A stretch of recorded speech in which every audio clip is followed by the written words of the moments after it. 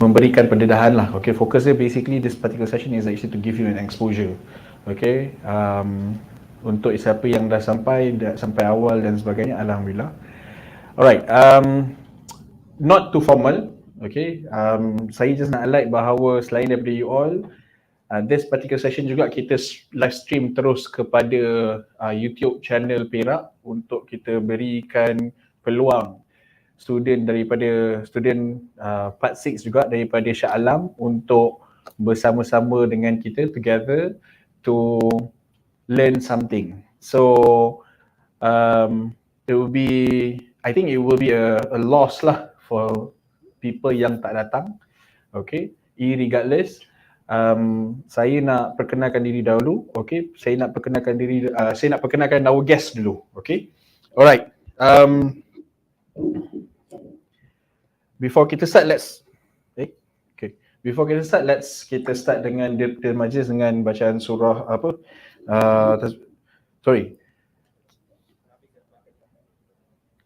Kita start dengan doa dulu lah, okay? Dia petang-petang ni dia belia sikit, okay? Al-Fatihah.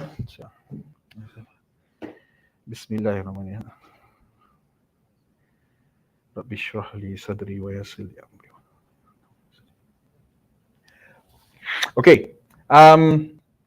Terlebih dahulu saya nak perkenalkan dulu kita punya guest speaker. Okay, the session kita hari ini kita berbesar hati untuk menerima kunjungan lah daripada technologist Dr. Senas binti Sujak. Okay, so Dr. Senas Sujak ni is basically we have been friends I think for more than 5 years I think. Okay, she's actually used to be my consultant. Okay, so kalau you tengok kat sini apa yang saya paparkan di hadapan ni, kalau kata yang daripada Shah Alam mungkin kalau boleh nampak lah, hopefully nampak lah. Okay, so this is we manage what we have lah. Okay, so saya paparkan sekarang ni adalah sedikit sebanyak information yang you boleh tengok. This is basically Dr. Senas punya CV lah, resume, for you to understand further. So she has been involved with the industry, I think more than 10 years lah, for definitely more than 10 years. Okay, so her core adalah she's involved extensively dalam environmental consultancy. Okay, and then to be exact, most of the project melibatkan projek-projek tenaga boleh diperbaharui. Okay, and why I invited her to this particular sharing with the purpose that I think it's definitely new. Renewable energy is a very new segment. Maybe about 5 to 10 years sahaja dia punya industry punya drive within Malaysia itself. And renewable energy also an industry that has been talked about di peringkat global. Dan exposure-nya bukan terhad sahaja kepada Malaysia. Dan kalau kita tengok daripada CV sendiri pun, kalau kata kita browse through a bit, okay, so Dr. Senas is basically an environmental consultancy. She has a lot of certification in terms of environment. She's also a certified environmental ESG practitioner. So ESG ni juga adalah satu bidang topik yang orang kata apa, widely been talked about within the last 5 years. Okay, kalau you all, especially student-student yang nak keluar berinternship ni, you all kena tahu, this is also an added value to all of you, you know, when we talk about ESG. Kalau kata you all tak tahu, then this is the time that for you to understand.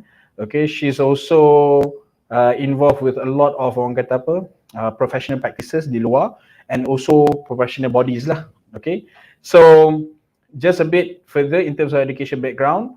Alright, so you all boleh sini nampak. Okay, she started her education journey daripada MRSM.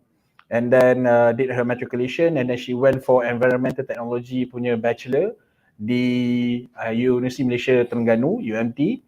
Okay, and then she did her masters in environmental engineering di UPM.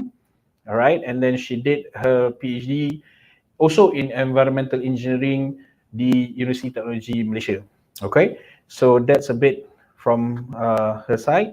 And then to touch a bit on employment history, I think my major involvement lah, pengalaman saya involved dengan dia adalah we were together involved with projek-projek tenaga boleh diperbarui, khususnya floating solar project, waste to energy, solar project di atas tanah, large scale solar, atas bumbung.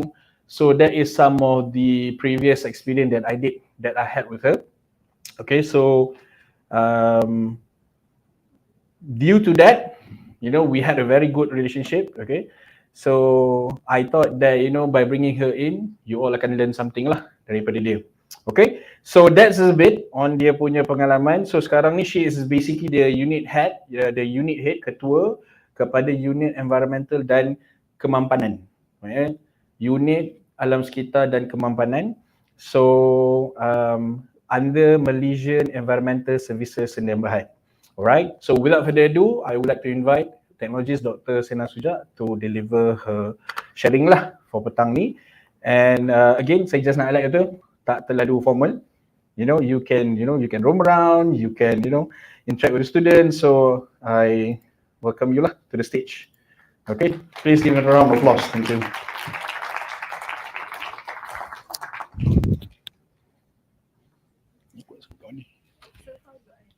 Okay, you control sini. Tak ada dalam yang tu.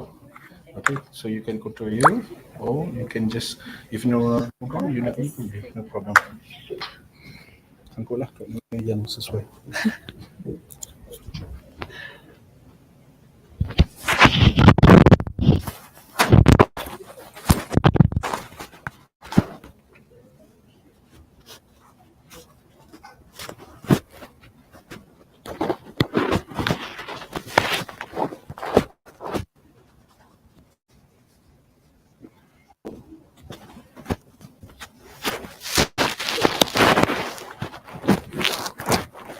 Aku juga tak nak sampai macam ni. Oh, this. Ada klik. Okay. Salah.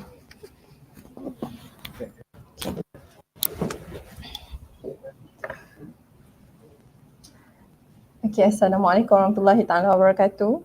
Selamat petang. I really appreciate who came today. From what Cik Amri told me today, this is all from final year students lah. Betul? Okay, so congratulations to you. And saya pun diberitahu untuk tidak formal lah today. So saya tak biasa sebenarnya presentation tak formal ni, sebab tugas seharian saya ialah bercakap dengan board of directors, C-suite ni CEO, COO dan sebagainya lah. Dan tajuk saya ni sebenarnya berat juga. ESG ni, melibatkan environmental, social dan governance. Because kalau kita nak bercakap about ESG to a student don't understand this. Sebab ESG hanya applicable kepada public listed company.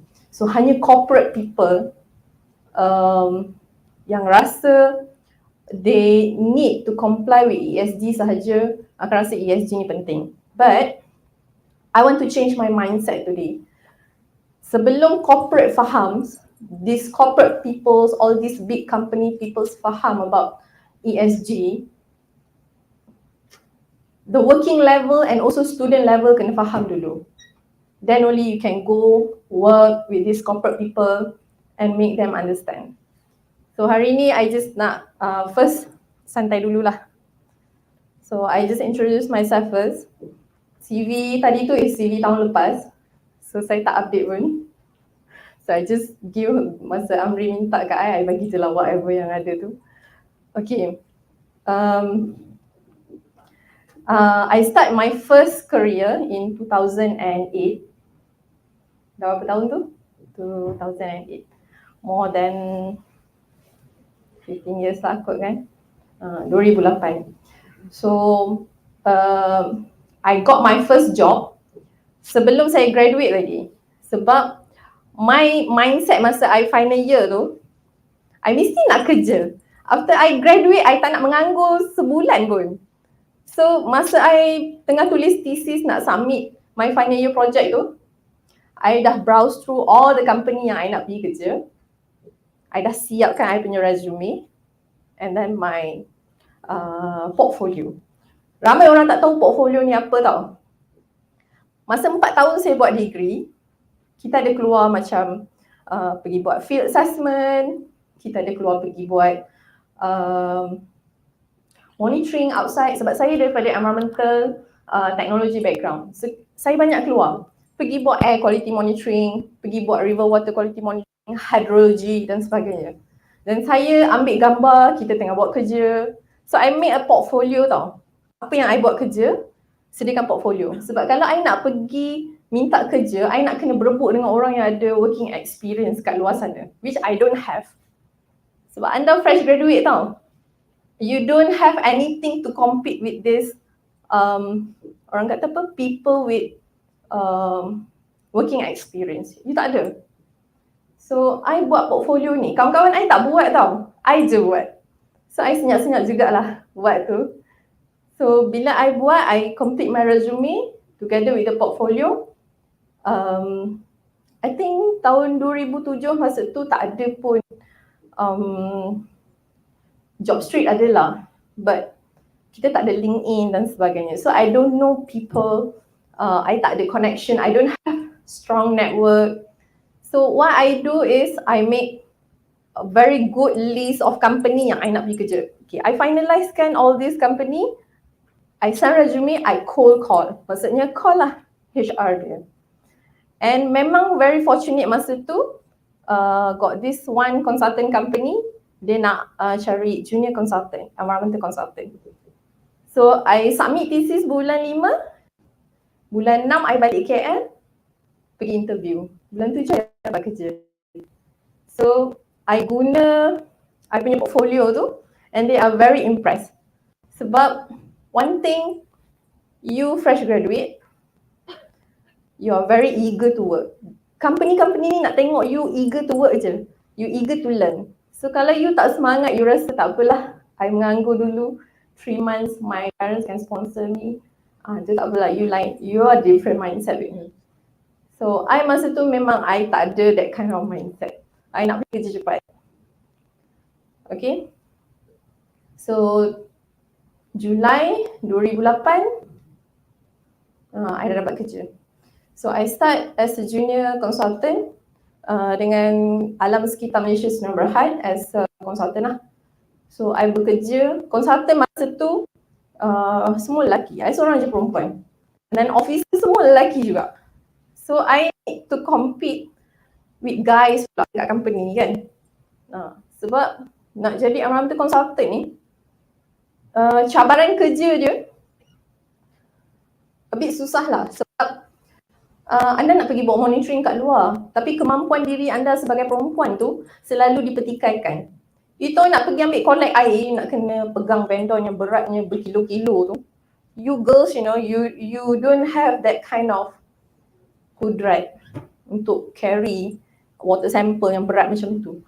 But you nak prove diri you ni setanding dengan orang-orang lelaki dekat company you kan. So you have to work hard. So mungkin ada perbezaan sikit between lelaki dengan perempuan. Mungkin perempuan rasa dia nak compete a bit more. So you have to work hard also. So saya a bit bias juga. Saya adalah penasihat program Bachelor of Environmental Technology Universiti Malaysia Terengganu. Sebab saya pun alumni UMT. Jadi UMT perlukan alumni sebagai penasihat program. Sebab dia universiti baru, dia bukan macam UiTM dan sebagainya. So UMT baru je dapat universiti tahun 2007. Before that is university lah. So dia perlukan alumni-alumni yang dia kategorikan sebagai successful to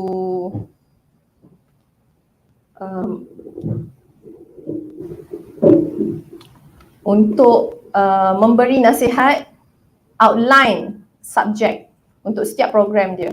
So, sebab kita dah pergi bekerja, kita rasa this subject is relevant to this course. Kalau macam untuk UiTM, I rasa it's already structured, recognized kat mana-mana pun, UiTM Indo ataupun UiTM Sawangan. So it's recognized. So you tak perlukan siapa-siapa untuk mungkin advise you what course is suitable because it's already there, established. Okay. Okay. Kemudian saya bekerja sebagai consultant. Kemudian saya juga involve, selepas 3 tahun saya involve dengan renewable energy industry. Dekat situ saya banyak terlibat dengan projek-projek waste to energy, large scale solar. Dekat situlah saya kenal Cik Amri. He's one of my client. Waste to energy in Malaysia tu is the first one in Malaysia. Tak ada siapa lagi buat dekat Malaysia.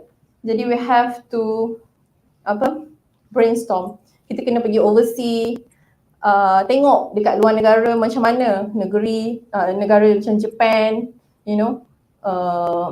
Belgium, untuk establish waste to energy ni supaya kita boleh buat juga kat Malaysia. So you are very young that time. Imagine bila you muda and then you don't have such experience and you have to compete with like senior managers. Cabaran dia sangat, orang kata, mencabar.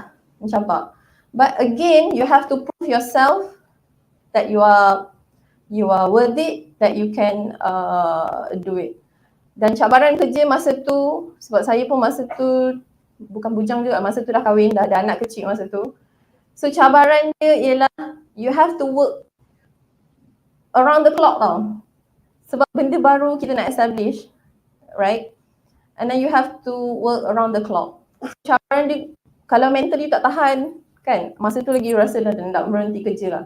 I think everybody, especially youngsters, memang akan ada mindset macam ni. You pergi kerja, you tak tahan, you rasa besok you nak pergi berhenti kerja. Which I think is very weak lah. This is what I see in younger generation now, especially yang kerja dengan I sekarang kan. Tak tahan. Bukan kerja dengan I lah. Yang kerja dengan I, okay.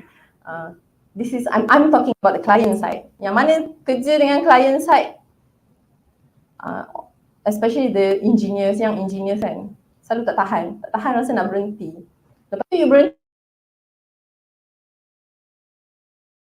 I don't know you nak sustain sampai bila macam tu, if you don't have the right mentality to work. Ni sekarang ni I know everybody sebab tengah belajar kan, you don't have to think about cabaran nak bekerja. But once you enter the workforce, trust me, challenges dia tak sama langsung macam you study. You study, benda dah ada.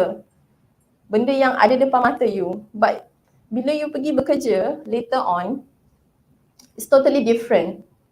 You kena brainstorm benda baru with your senior managers, senior directors. And then sometimes senior directors ni, dia akan beri peluang dekat you when you have the ability to prove yourself. Jangan rasa junior engineers or junior officer like you all kalau masuk workforce nanti kan, you don't have constraint tau untuk bersuara. You have to prove yourself. Kalau you rasa this design is okay, you go ahead with this design. Jangan rasa malu or you rasa tak boleh lah, I tak boleh propose new thing because nanti kena reject. Rejection is every day. You don't worry about rejection. People will reject you every day. But what's the harm of proving yourself, right? Okay.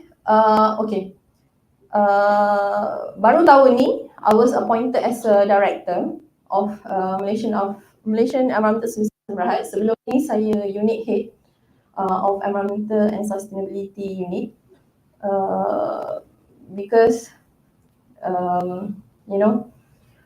when you show the ability that you can run a business, the management will see. Saya baru ada 15 tahun pengalaman, but the management see that I can run the company, the business, and bring revenue to the company, so they appoint me as a director. So percayalah, anda akan ada opportunity tu bila anda mampu buktikan kebolehan anda lah. Especially girls lah, yang selalu ada mindset, no, I cannot, I'm so weak. Sebenarnya tak You can compete with the boys Because satu, sebab kita rajin lah. Okay, I trust girls are so rajin in the company. They can do extra. Okay. Okay, I also a professional technologist in renewable energy. Okay, saya tahu ada orang kata kenapa saya study degree 4 tahun. You punya degree berapa tahun? 4 tahun? 3 tahun? 3 tahun. You're so lucky. I punya degree 4 tahun. Ada orang cakap, kenapa saya study degree 4 tahun, saya tak boleh terus jadi professional engineer ke, professional technologist ke, you know. Sebab untuk jadi professional engineer, professional technologist, hanya apa? Sit exam, jawab interview, lepas tu dia jadi professional. It's actually not Your degree is only prerequisite. You belajar 4 tahun, that only prerequisite. Kalau anda tak ada degree, anda tak layak jadi apa pun. Tak boleh jadi professional pun. So professional body ni hanya certified bila anda ada degree dan anda ada pengalaman kerja selama beberapa tahun. Tengoklah professional body apa. Kalau anda nak register as professional engineer, professional body memerlukan anda bekerja selama 7 tahun probably. 7 tahun bekerja. Prerequisite ialah degree. So degree tu 8 tahun degree. So after you work 7 years, okay, you submit a case study, report, then they call for interview. Macam saya ada interview lah. Saya punya prerequisite degree dan juga pengalaman bekerja. So pengalaman bekerja saya berapa tahun? More than 10 years lah. So saya jadikan case study saya untuk interview tu adalah projek renewable energy di Malaysia, which is the first one in Malaysia, waste to energy plant in Malaysia lah. So projek ni saya buat dengan masa tu saya tak tahu Amri ada ke tak. You are not involved with LWTE. Okay. Okay. Case study saya waste to energy plant in Malaysia lah, which is the first one in Malaysia. Tak pernah ada lagi siapa yang buat, tak ada company kat Malaysia yang buat. Saya bermula dengan environmental impact assessment study untuk projek tu. So apa-apa saja projek kat Malaysia, kalau nanti anda dah bekerja kan, apa-apa saja projek kat Malaysia yang tertakluk kepada prescribed activity dalam Environmental Quality Act, perlu buat environmental impact assessment. So environmental impact assessment ni is very massive study lah, massive study. Maksudnya anda kena kenal pasti impact dia terhadap alam sekitar, terhadap community, dan anda kena buat satu risk assessment. So bila anda dah buat satu risk assessment, anda kena propose what is the mitigation measures of the project. Kalau ada impact terhadap alam sekitar atau kepada community, tugas anda sebagai konsultan untuk present kepada stakeholder. Stakeholder ni government, could be your community, could be your who else stakeholder? Okay, tak apa. You have to present the mitigation of the project. So kalau kata projek anda dapat satu bantahan, satu orang je yang buat bantahan, katakanlah projek tu kena tempat orang asli, kena citing of the project tu kena tempat orang asli. Orang asli pula very powerful dia ada jakwa untuk jaga dia. Kalau kata projek tu dibantah oleh orang asli, you can't do the project. So it's not as simple as ABC. You nak buat satu projek, citing the project and to develop the project. Other than that, you have to, kalau kata dah approve the project, you have to get financial. The project must be bankable lah.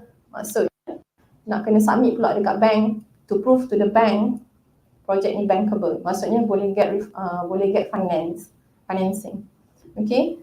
So perjalanan dia daripada A to Z is not easy, but it's doable. Alright. Okay. Since you are in building survey, I just nak tahulah, what do you think the job opportunity yang you akan dapat in few years? I pun tak tahu ni, I just nak tahu. I hope this is a two-way communication lah. Anyone can suggest to me. Apa kerjaya yang related to building survey yang you rasa you akan dapat in few years? Anyone? Apa tu? Apa tu? Tak dengar. Siapa yang cakap ni?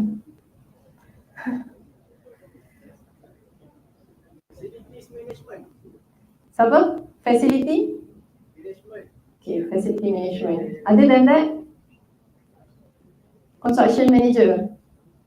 Lagi? Safety officer? Okay, good one. Lagi? Kenapa you nak jadi safety officer? Ya Allah. Apa dia? Property manager. Okay. Property manager tu yang jual rumah semua ke? Yang yalah, property lah, right? Ya. Yeah. Okay lah, tak apalah. Dia macam ni tau. You are in the building survey punya course.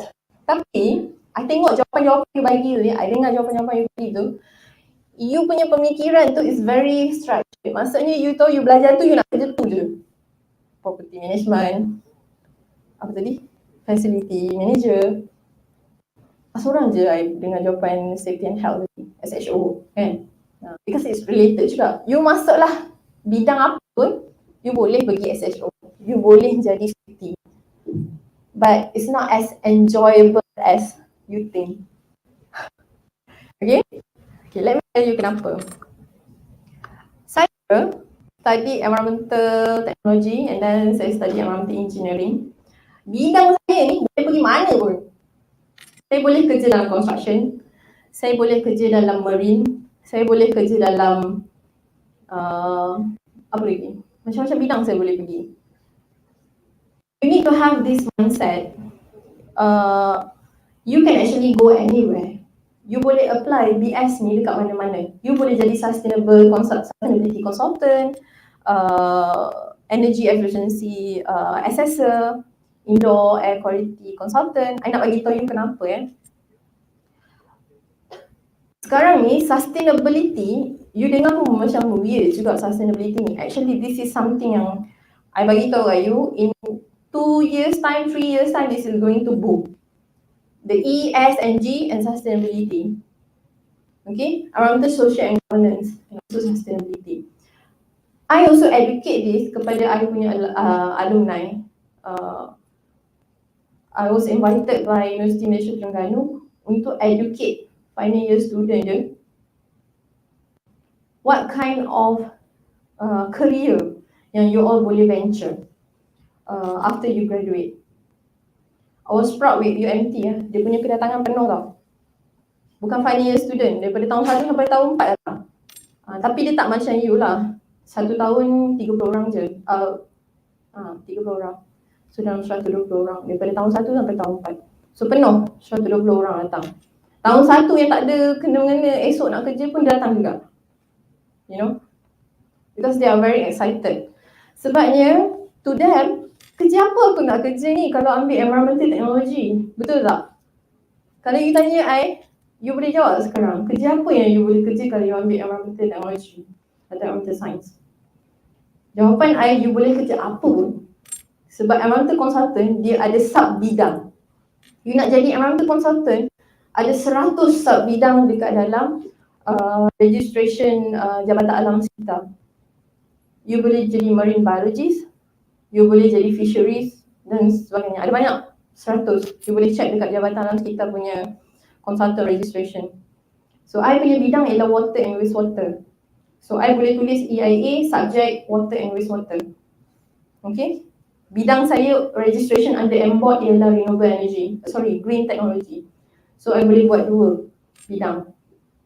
So, satu orang boleh buat 2 bidang. Just imagine kalau ada 100 orang, different bidang.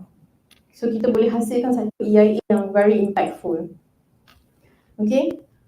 So, building survey, you can become a sustainability consultant. So, what you can do is actually, you boleh assess environmental and social performance. Okay? You develop sustainability strategies. You boleh advise on environmental, social and governance compliance. Okay? Dah ada orang tidur lah. Kalau saya tak tidur dah. Besok saya nak pergi kerja saya nak kena dengar. Okay, and then you boleh jadi building energy assessor. So because you learn about buildings, you know how to assess penggunaan tenaga di dalam bangunan. Apa penggunaan tenaga di dalam bangunan? All this electricity, you know. Tugas you untuk buat satu inventory, master list inventory lah kita panggil, okay? Penggunaan tenaga di dalam bangunan.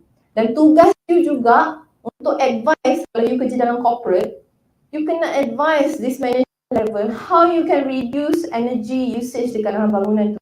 It's your job, you know. Bos tak tahu tau, sebab dia kena comply dengan ESG, you know. So dia kena tahu penggunaan tenaga dalam bangunan dia. If too high, let's say tahun 2022, penggunaan tenaga dia 1200 kilowatt lah, okay. Tapi pada tahun 2023 dia nak kurangkan. Apa cara yang terbaik ialah buat inventory. You hidekan penggunaan tenaga. Mungkin you tukar renewable energy. Sebab yang you guna ni daripada coal fired, you know. Ni, lampu-lampu ni sebenarnya beli daripada TMB. TMB guna coal fired. So what you can do, maybe you can install solar panel untuk self-consumption. Okay, betul tak Amri? Amri dah already rooftop panels. Banyak ada projek dia buat rooftop panel dan sebagainya. So that one is self-consumption. Cara-cara you untuk reduce energy. Itu semua kerja building survey. Okay? Orang lain tak pandai, you je pandai. Manager tak pandai, engineer je pandai. You kerja masuk jadilah engineer, energy assessor. Okay?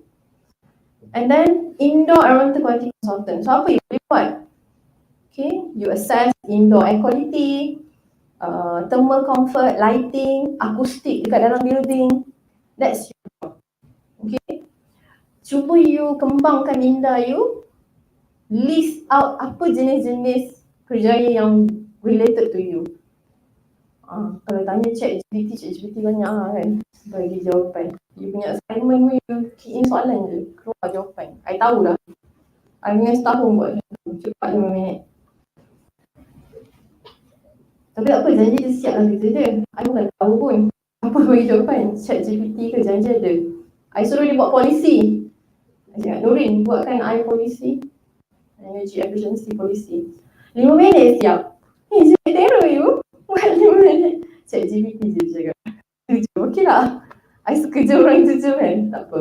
Because my job to correct. Kerja dia untuk siap kan. Macam mana cara dia, I tak tahu lah. You know. Because you are the boss. So you bertanggungjawab untuk review dan betulkan apa dia buat. Okay. Daripada situ baru dia boleh belajar. Alright. Okay. You juga boleh jadi sustainable material specialist. Okay.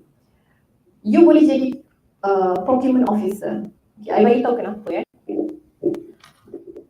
Bila you bekerja sebagai procurement officer, matlamat you untuk comply dengan ESG ialah procure. Procure tu apa? Beli tau, beli barang. You kerjalah kat mana-mana company pun, company perlu procure. Apa-apa saja company perlu procure, perlu beli material, perlu beli bahan, you know, beli apa-apa saja. So bila you terlibat dengan ESG, you boleh implement a sustainable procurement. Kita panggil green procurement policy lah. Okay. You beli barang-barang yang recyclable material, yang legit sources dia, yang tidak terlibat dengan social environmental scandal. Contohnya nak beli panels, solar panel. Okay, you jangan beli daripada negara China yang ada label scandal ni. Maksudnya dia guna label daripada Uyghur dan sebagainya. Itu cara dia. Okay, and then you boleh juga jadi ESG analyst. Okay. ESG analyst, okay. Saya rasa saya tak terang pun lagi apa tu ESG. So nanti baru kita cerita kan. And then you boleh jadi Green Building Certification Assessor. Ni tadilah lebih kurang. Tadi sampai cakap Facility Management tadi.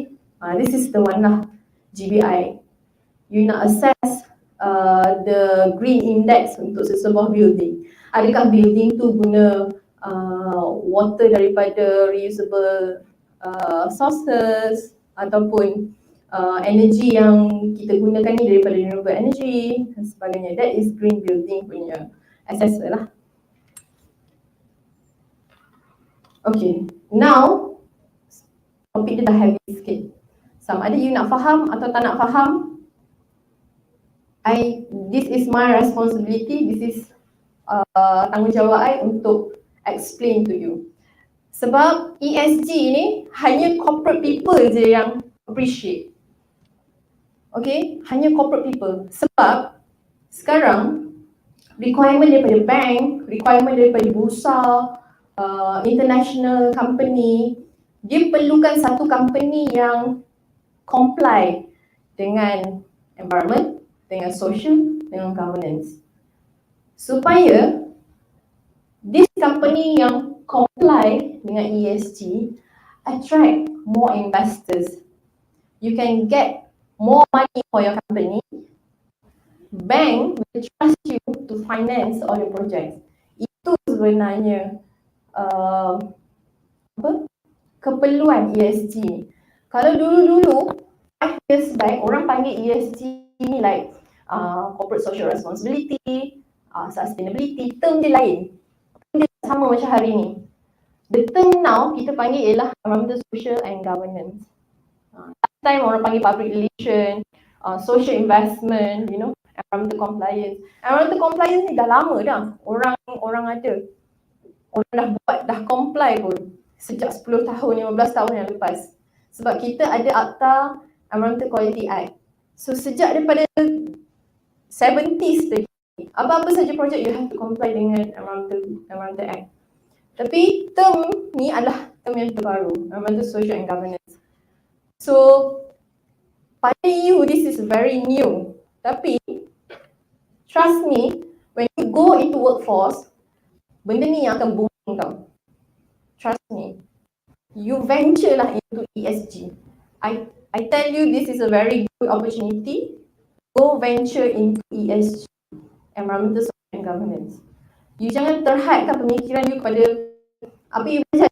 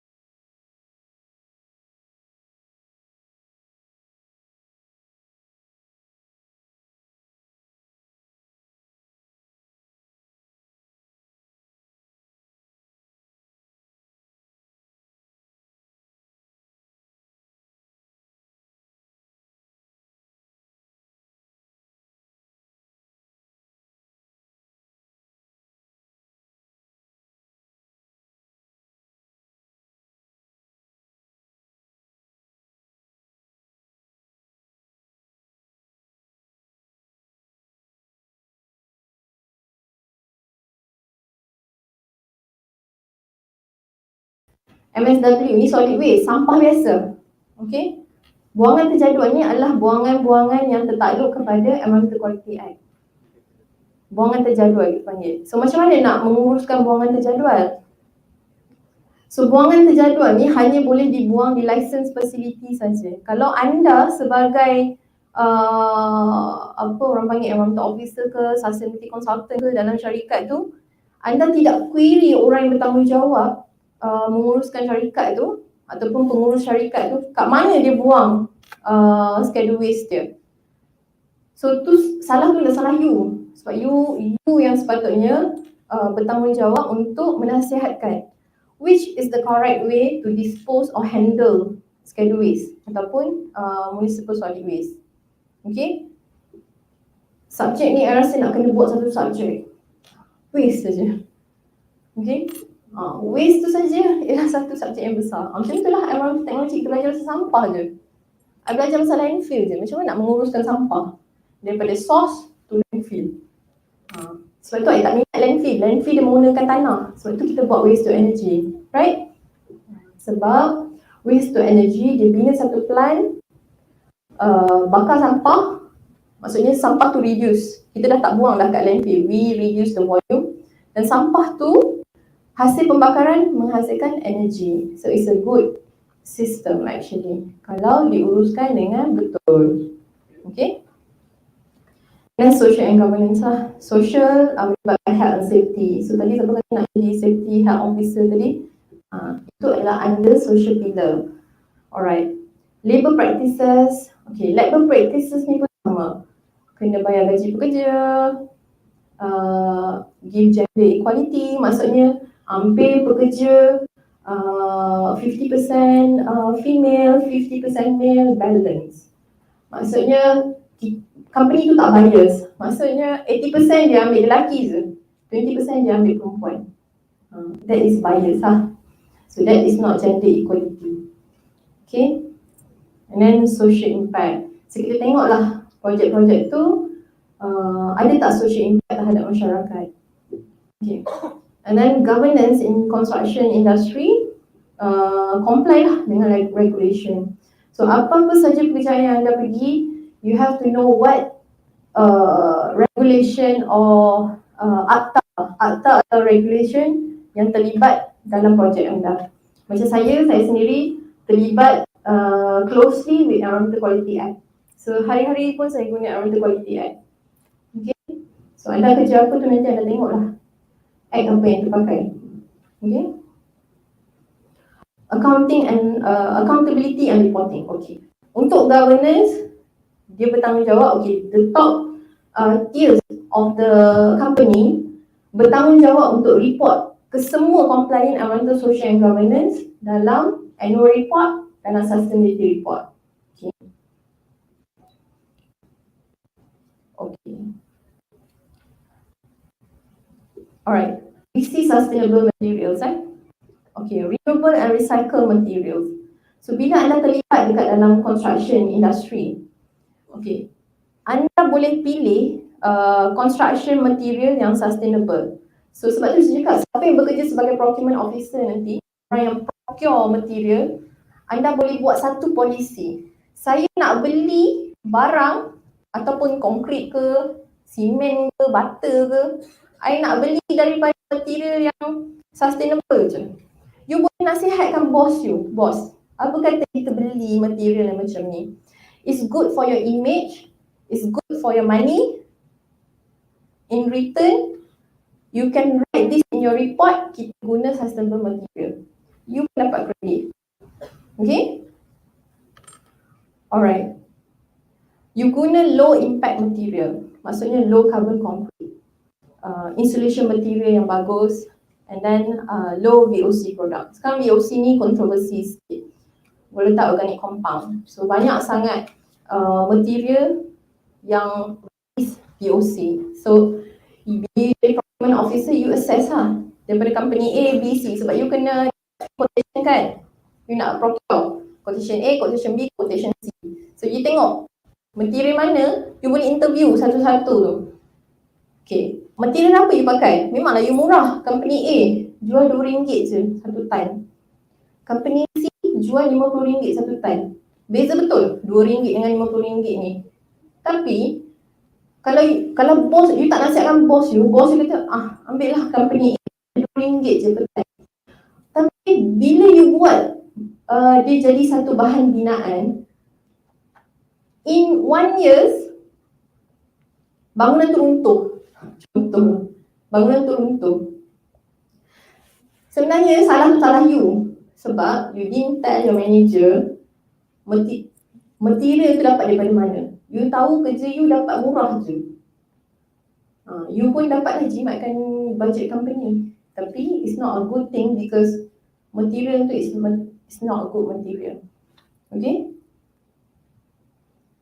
Okay, inilah yang I kata tadi. Apa tadi? Facility manager tadi. You start with design. Okay? Energy efficiency. So the building design and lighting dekat dalam buildings. And then the HVAC system. HVAC ni apa? The ventilation system. So energy monitoring and management. So it's all the responsibility of sustainability consultant untuk assess all this energy efficiency. Okay. Water management dalam sesebuah building water management. So water efficient fixture and appliances. Okay. So bila you bekerja dalam satu syarikat, let's say you nak jadikan that building is a green building punya building lah. So you install low flow faucet, shower head ke, okay? You ada say untuk advise your management. Okay, apa kata dulu kita tak pakai pun appliances yang boleh menjimatkan air. Tapi sekarang you make a proposal, you submit kepada boss you. Okay boss, I rasa kalau kita tukar all these appliances untuk jadikan dia lebih efficient, water efficient, we can save a lot of money throughout the day. Okay, you buat satu proposal, you submit to your boss. So the boss evaluate the cost and what it can bring to the company. So dia akan approve lah you punya proposal. Okay, one good thing ialah benda ni pun kita boleh publish dalam report. Everything about telling story. I pakai barang yang jimat duit, I guna barang yang water efficient, I guna energy efficiency. Benda ni you have to tell people. Ini benda-benda yang nak kena tulis dalam report lah. Okay.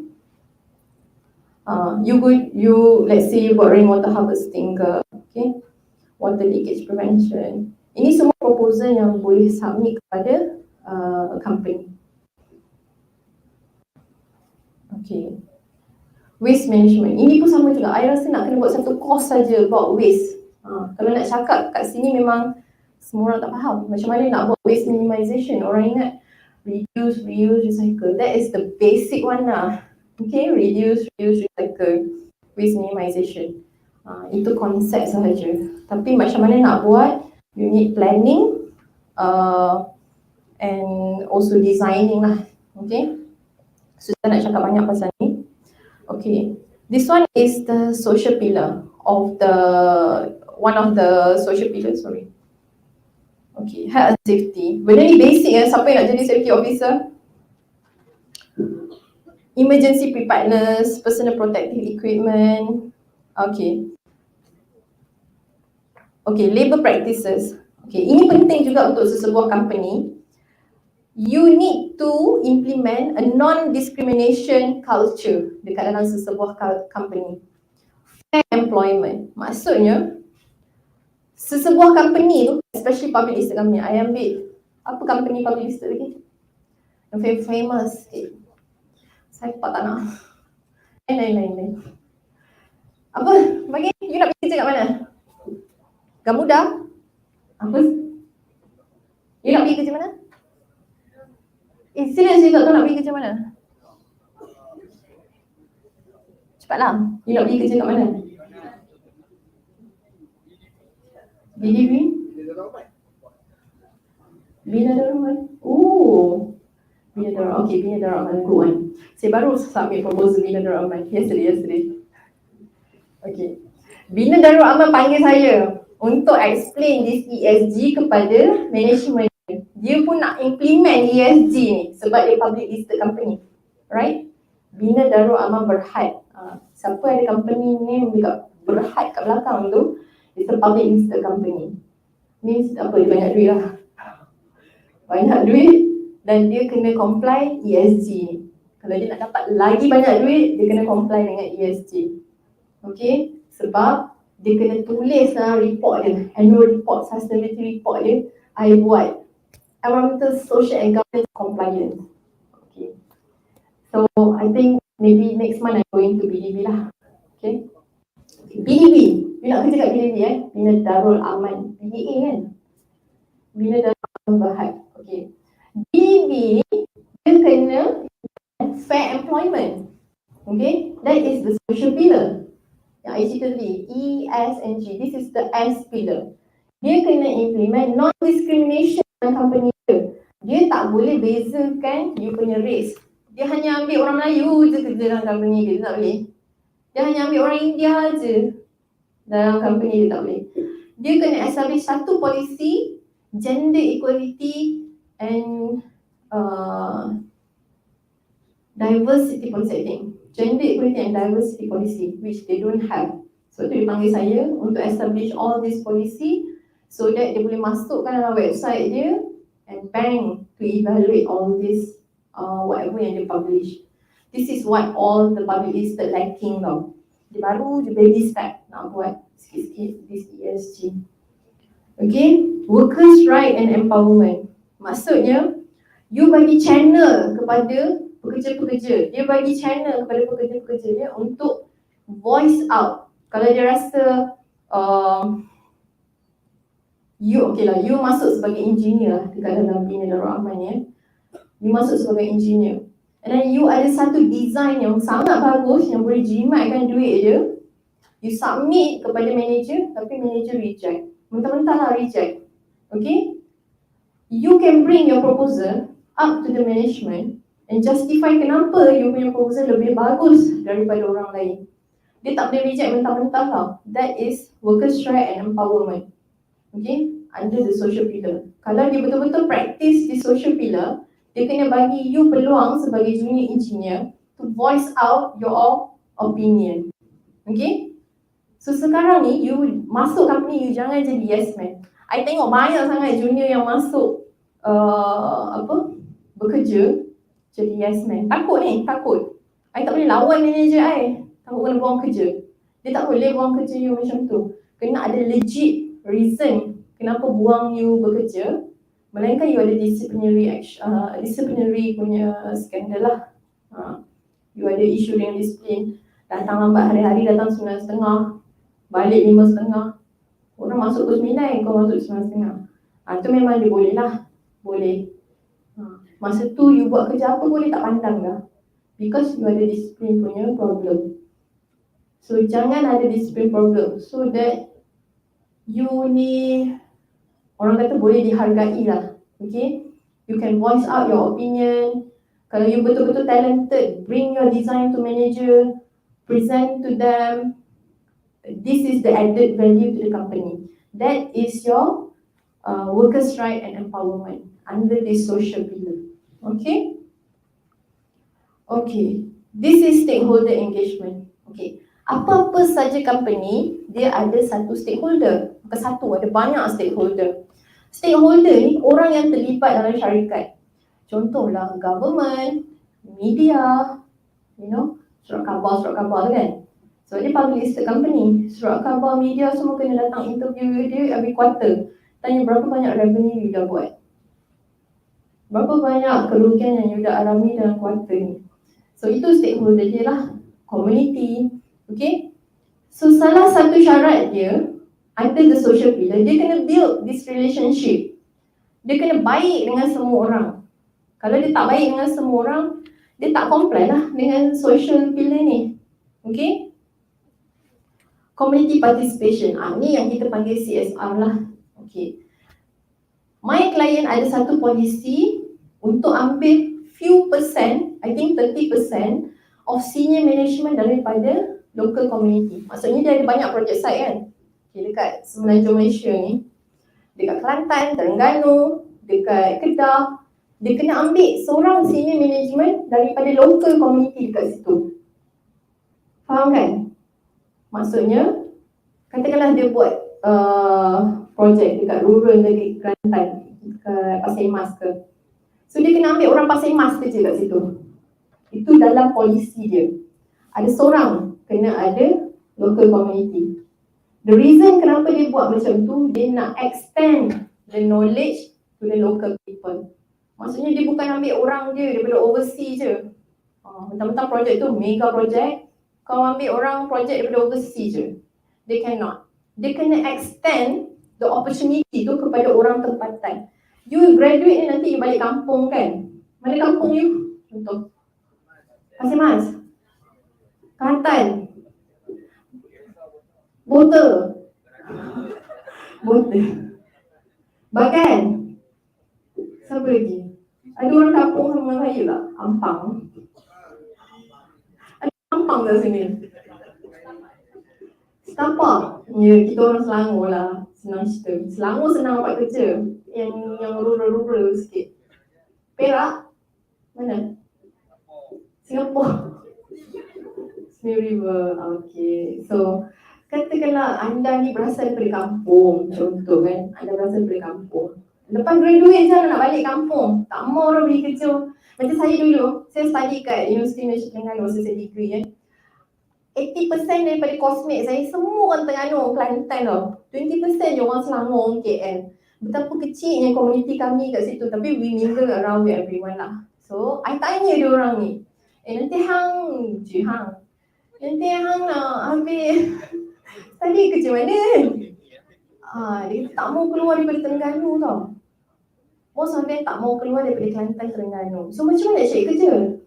Sebenarnya ada kerja. Ada kerja, jangan takut. Sebab kebanyakan company sekarang syarat dia kena ambil daripada local people. So dia kena extend dia punya opportunity kepada local people. So anda kalau graduate degree, lagilah berharga untuk dia. Dah lah local people senang, nak travel balik, semua commute senang. So you pula ada pengetahuan about the community dekat sana. So lagi senang nak communicate. Kalau ada problem dengan projek, you local people, you boleh communicate dengan surrounding community. That's why this company have this policy untuk extend orang kata apa, participation kepada local people. Okay. Dia juga kena ada relationship dengan supplier and contractor. Okay.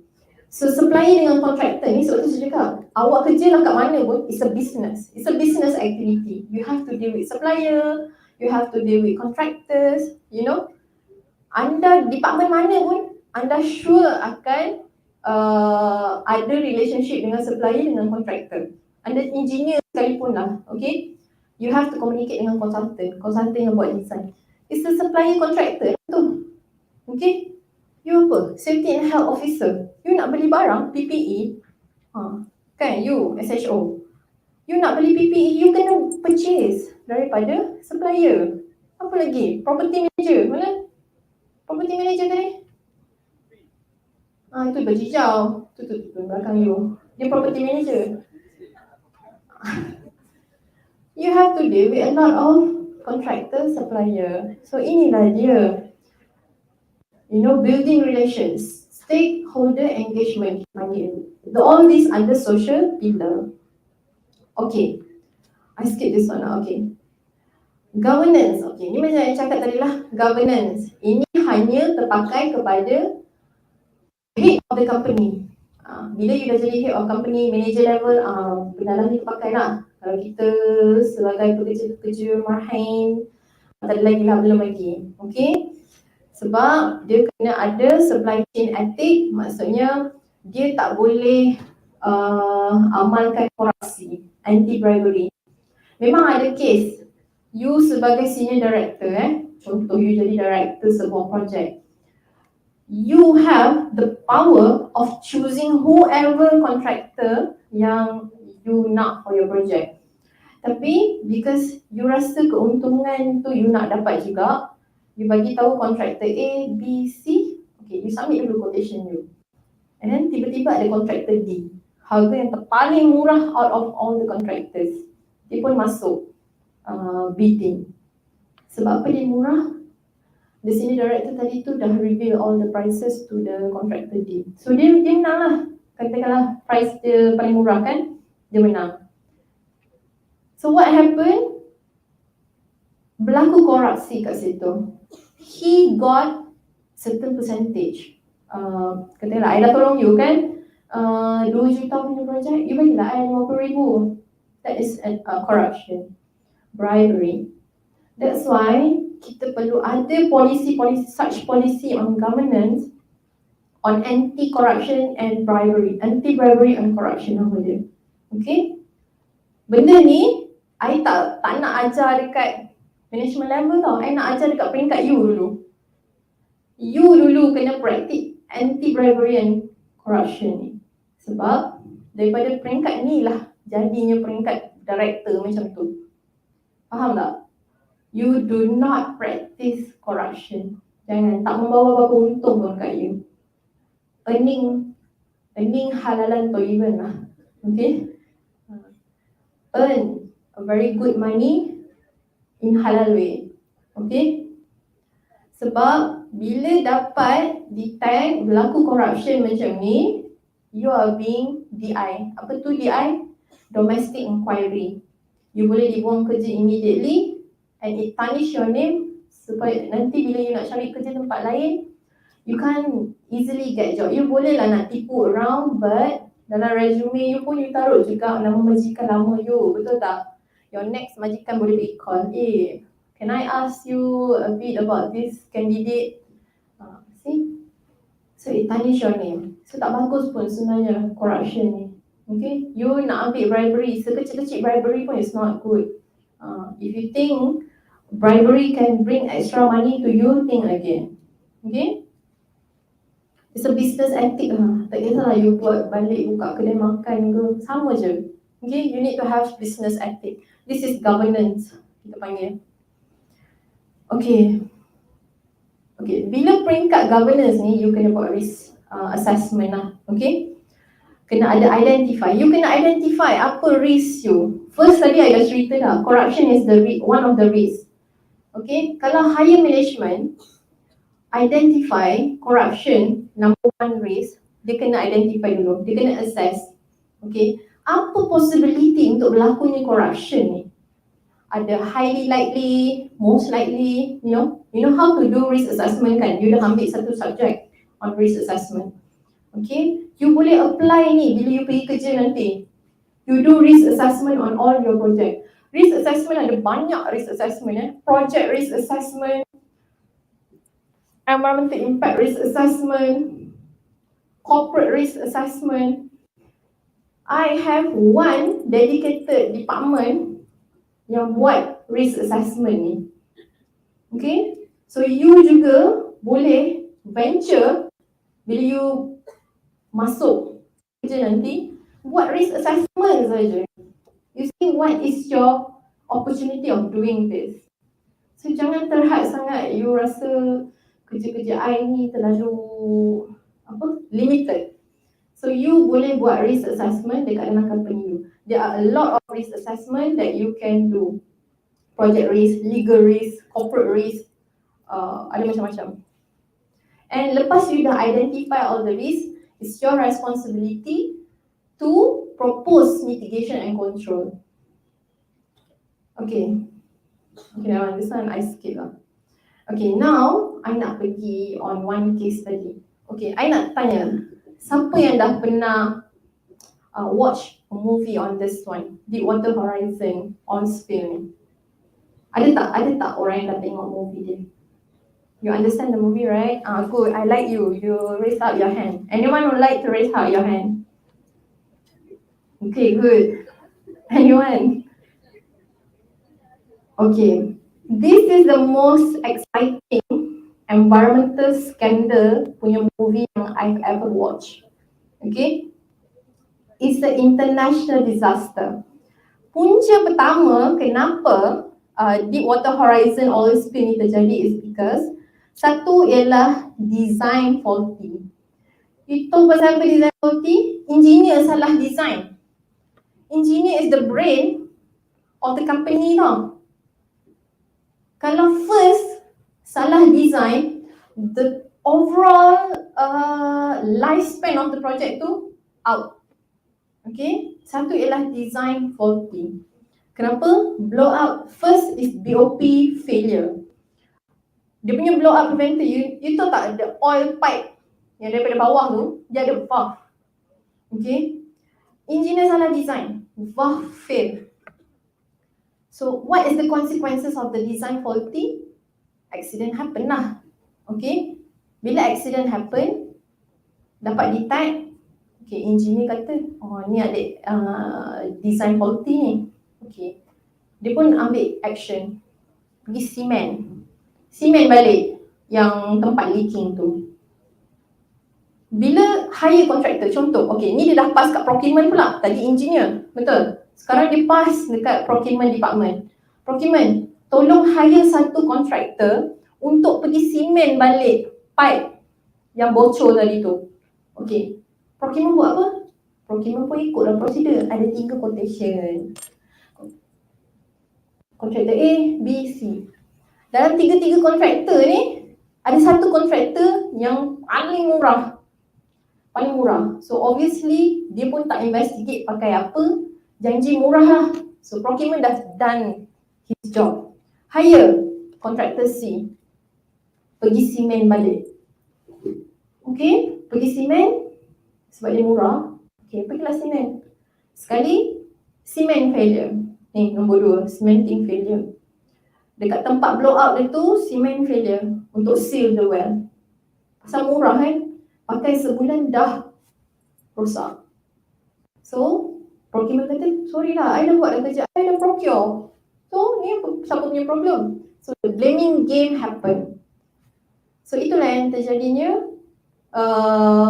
Number 3 ni, pressure misinterpretation. Balik dekat engineer. Dia beritahu engineer, I dah buat lah kerja I dah procure dah.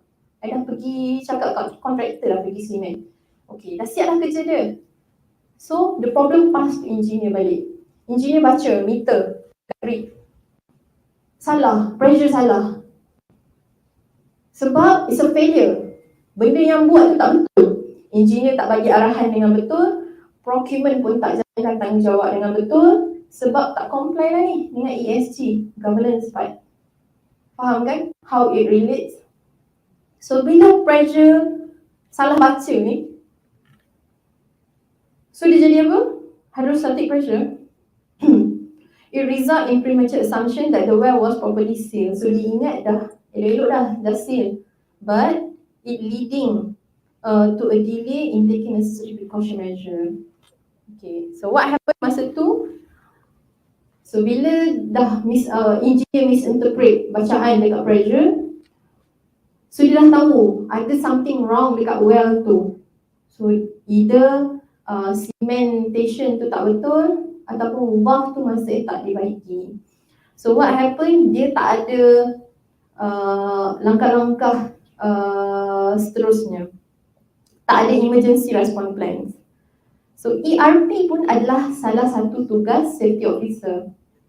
So pass lah dekat safety officer. Engineer pass kat safety, orang safety. Orang safety, kita ada leaking ni, kau buat apa? So it's the whole supply chain. Daripada designer, daripada engineer design, pergi dekat engineer O&M pergi dekat procurement patang balik dekat engineer salahkan SHO. Sebab sikit lagi nak berlaku accident. That's why I bagi tahu you, bekerja sebagai SHO is not as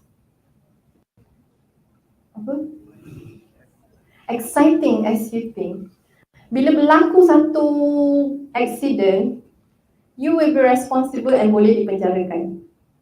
You lah orangnya, bukannya engineer, bukanlah orang procurement. I tak pernah lagi tengok orang procurement atau engineer kena masuk penjara. Orang safety masuk penjara. Okay, so last kali ialah management oversight and failure. Okay, this one is governance. So boss dia tidak communicate dengan betul kepada orang yang betul. So masa tu owner BP tu ialah Transocean. Okay, Transocean, dia punya rig owner. Orang yang pergi buat simen tu, yang murah sangat tu, ialah Halliburton. Halliburton yang pergi simen benda lah tu, the rig well tu. So disebabkan tak ada communication antara engineer, procurement, boss, so the whole thing happened.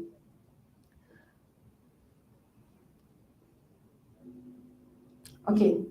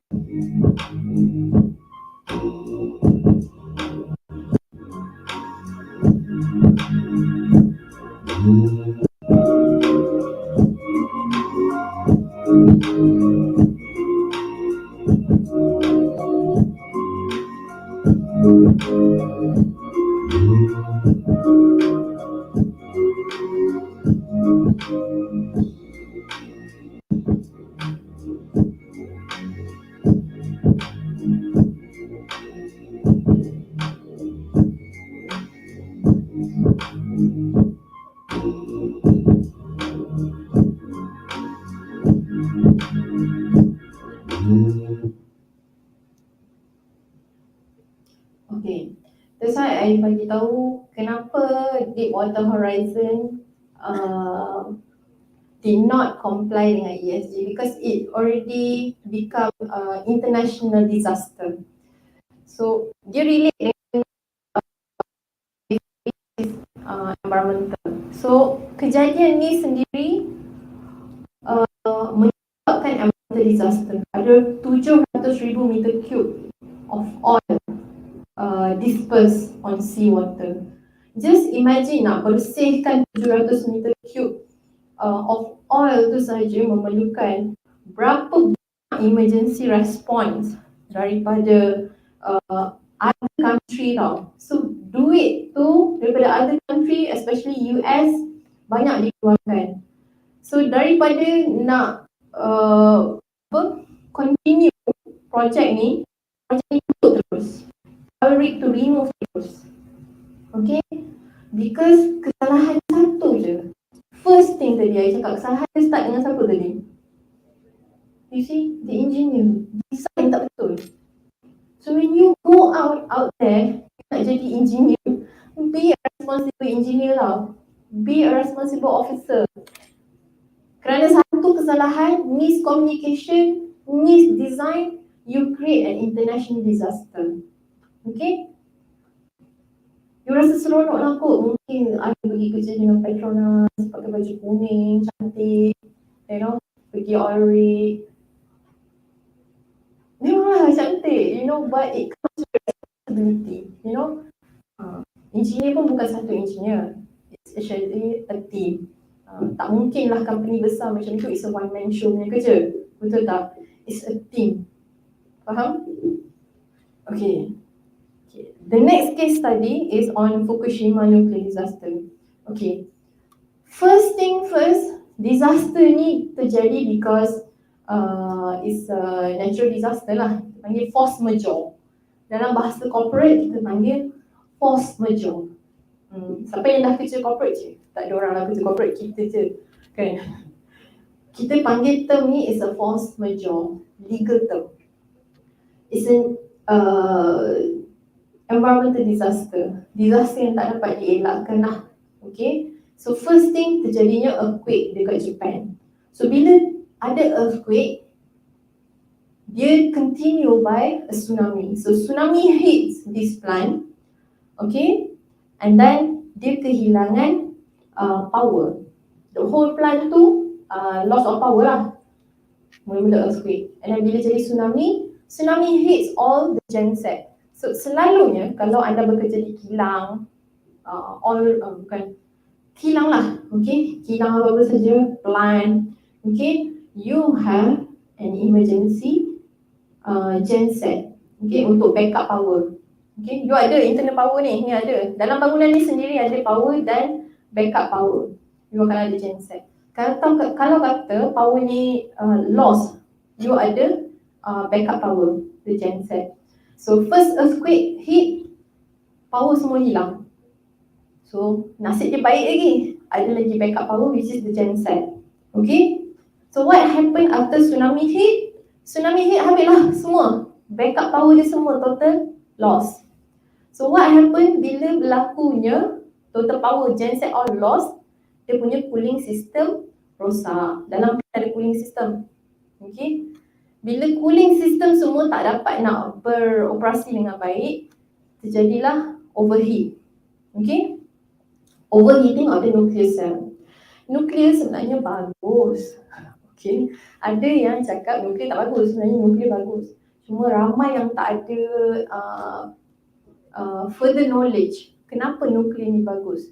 Kalau country macam Japan, dia bergantung kepada nuklear untuk power the whole country. Kalau dia guna macam kita coal-fired ataupun renewable energy kan, resources dia mungkin tak cukup. That's why dia guna nuclear power, nuclear plant ni. Malaysia nak buat, kena fikir 10 kali dulu. Negara kita kecil je, tak macam Japan. Kesama besar. Kecil kan? So kita ada resources yang kita boleh utilize other than nuclear. Actually nuclear bagus. You have to educate yourself kenapa nuclear bagus.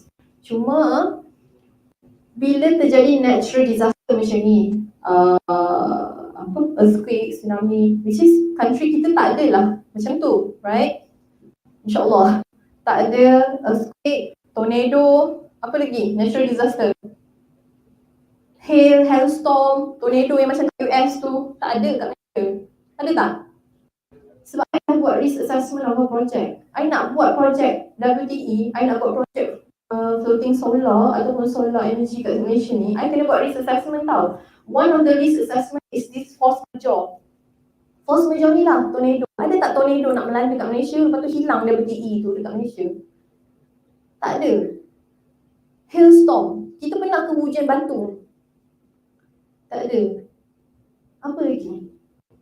Kita tak ada earthquake, kita tak ada tsunami. Tsunami mungkin ada, tapi it only hit the coast of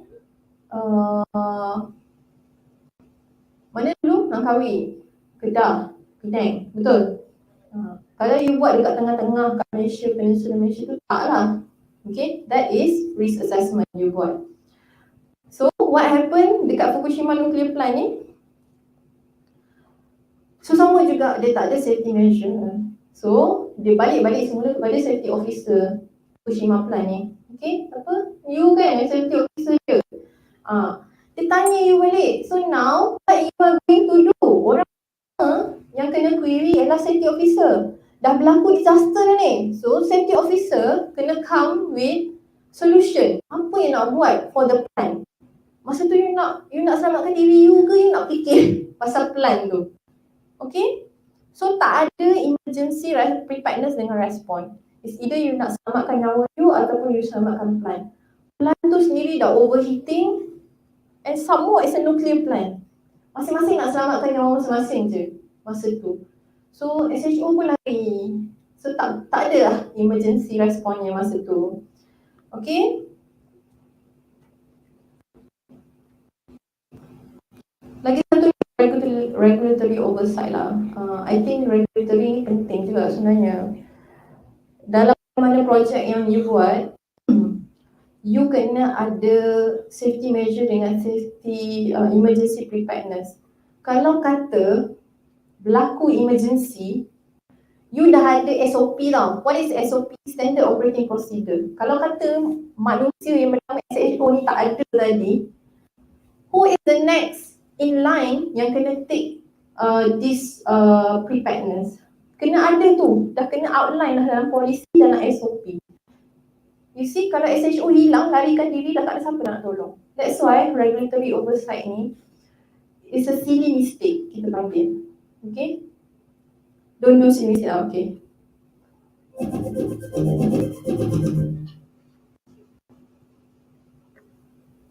On Friday, March the 11th, 2011, at 2:46 in the afternoon, an earthquake measuring 9 on the Richter scale strikes off the northeast coast of Japan.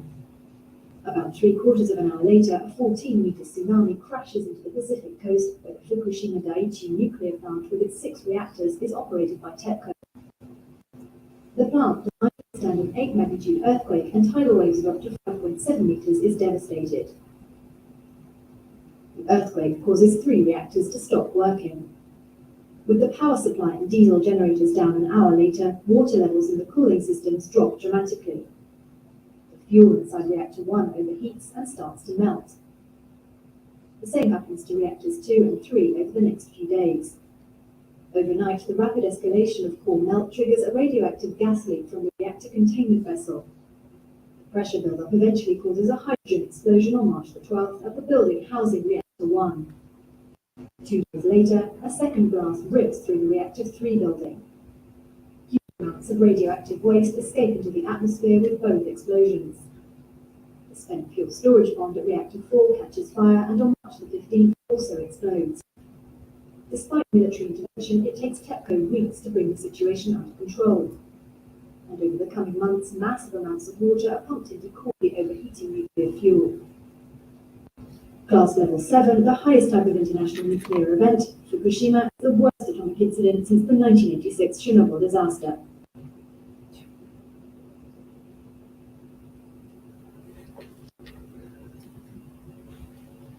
Okay, so I hope from these 2 case study you can take, you can learn something lah about emergency preparedness. Okay. Okay, this is last case study lah. Okay, then we can go back. Okay, saya cakap Alhamdulillah. Last one, I think this is a very famous one, a very recent one. Benda ni pun berlaku di Malaysia. Okay, last year, December 2022, so kita tahu ada satu kejadian tanah runtuh berlaku dekat satu campsite dekat Batang Kali. Okay, ada tak dekat kampung siapa-siapa? Ada? You? Okay, alright. This is like, to me, tak relate sangat dengan social and governance. It's more to environmental compliance lah. Actually, the siting of the campsite tu tak strategic. Okay, dia tak assess. Mungkin owner of the campsite tu, dia bukanlah satu company yang besar. Dia tak perlu pun buat satu environmental impact assessment. Pada dia business is very small business, dia nak buat campsite with very nice scenery tepi bukit. Tapi memandangkan dia bukanlah satu company yang ataupun buat satu projek under satu prescribed activity dalam Environmental Quality Act, dia tak pernah pun buat satu impact assessment, environmental impact assessment kita panggil. Kalau dia buat environmental impact assessment, dia tahulah soil condition tu macam mana, geology of the soil tu macam mana, okay, pergerakan air bawah tanah macam mana, dia boleh tahu. The modelling, sebabnya nak buat EIA kita buat modelling banyak tau. Soil modelling, groundwater modelling, ada banyak modelling nak kena buat. Daripada situ I boleh tahu 50 tahun akan datang, groundwater tu jalan ke mana, dia bergerak daripada mana ke mana. Okay, so this happen bila kita tak buat EIA lah. Okay, tak buat environmental impact assessment. Tak ada konsultan macam I yang nak pergi buat impact assessment untuk projek macam ni, because it's not even a project, it's just a campsite. Nampak macam remeh je kan campsite, because this owner of the campsite ni, he own the land, tanah tu tanah dia. Okay, so what happened, high soil saturation. Okay, masa tu pressure daripada accumulation of underground water. Okay, I bagi tahu betapa bahayanya underground water ni boleh menyebabkan landslide. You see how the housing area dekat Bukit Antarabangsa, dekat Bukit Ampang, siapa yang orang Selangor sini tahu tempat-tempat saya cakap ni. It's my hometown. Bukit Antarabangsa, Bukit Ampang, semua tu dah berlaku landslide. 20 tahun akan last time, I hidup dengan aman je tempat tu, tak ada apa-apa tau. 50 tahun ke belakang pun I rasa okey je tempat tu. It's a highland, tempat tinggi. Orang buat rumah elok je, tak jadi apa-apa. Tapi pergerakan air bawah tanah ni dia boleh berubah. Pergerakan air bawah tanah boleh berubah 20 tahun, 30 tahun, 40 tahun, 50 tahun akan datang. You know, that's why kita buat model, groundwater modeling. Kita nak tengok pergerakan air bawah tanah ke mana. 50 tahun terdahulu, katalah buat rumah elok, siting dia, betul-betul tepi Taman Bukit Sagar tu kan. Taman Bukit Sagar, Bukit Antarabangsa tu, boleh buat rumah kat situ. But 20 years later, pergerakan air bawah tanah dah lalu dah bawah rumah orang. That's why landslide happen, you know. Sebab boleh berlaku fraction of the soil punya, kita panggil bahasa Melayu apa? Kemampatan tanah. Okay? So bila berlaku pergerakan air bawah tanah, dia meningkatkan pore of water pressure. Okay? So what happen? Ada berlaku bahasa Melayu panggil apa? Losong tanah tu panggil apa? Puri. Macam tu lah keadaan dia. Okay? If you understand what I mean. Okay. Alright, let's see what happened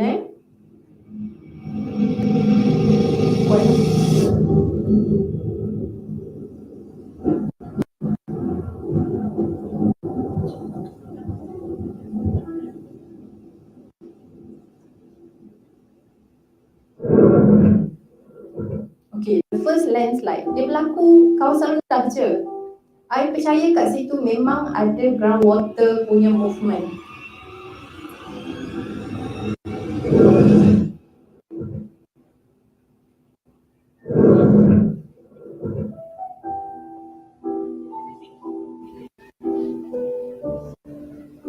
Kalau you duduk kat kaki bukit tu, memang dia tertimbus selama-lamanya lah. Sebab tu deep. It's fortunate you boleh dijumpai, but I don't know the news said adakah semua mayat dijumpai, I pun tak tahu.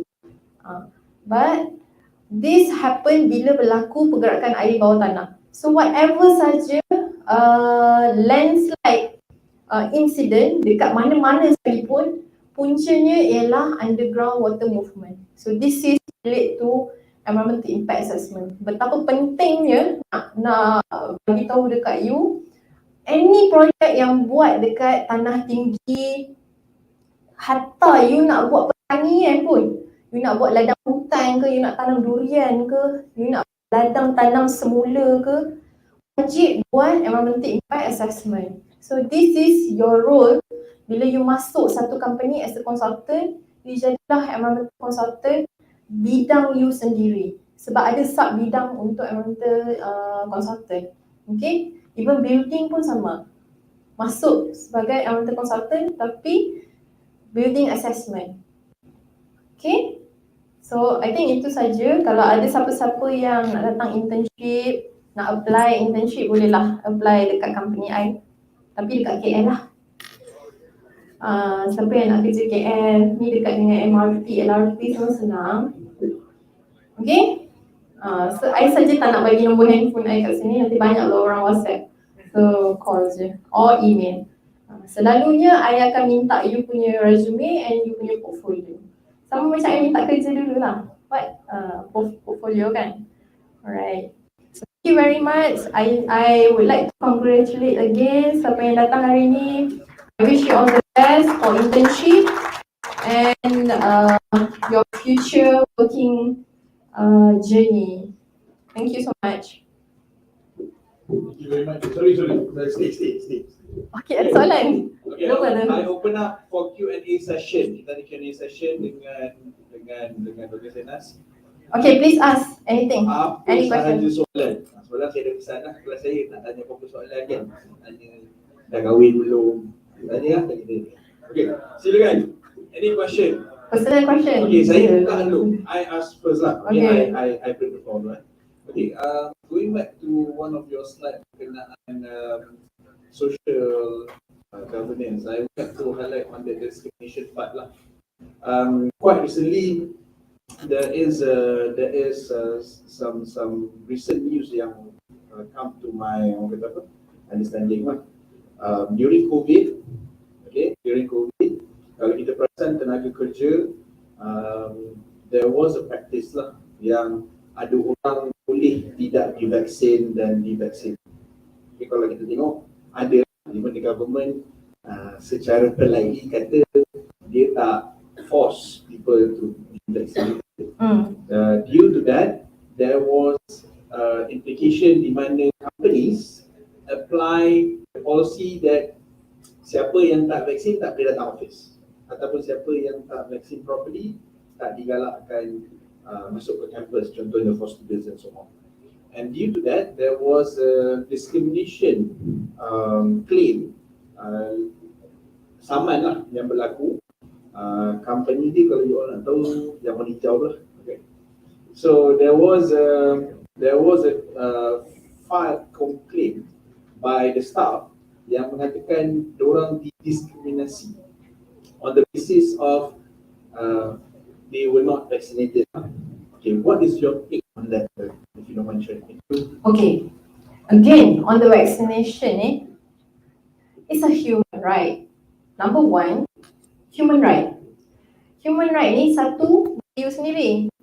Nombor dua, orang yang dekat sebelah you, they also have this right. Orang panggil you boleh dan tidak boleh vaksin, itu ulang kepada you. Tapi ada people dekat sekeliling you juga ada human right masing-masing. Okay, I don't want to talk about the company Ini community dulu. Okay, this is on the social responsibility. So you nak vaksin, you tak nak vaksin, that is your right. Tak ada siapa, tak ada undang-undang dalam Malaysia kata you perlu divaksin atau tidak perlu divaksin.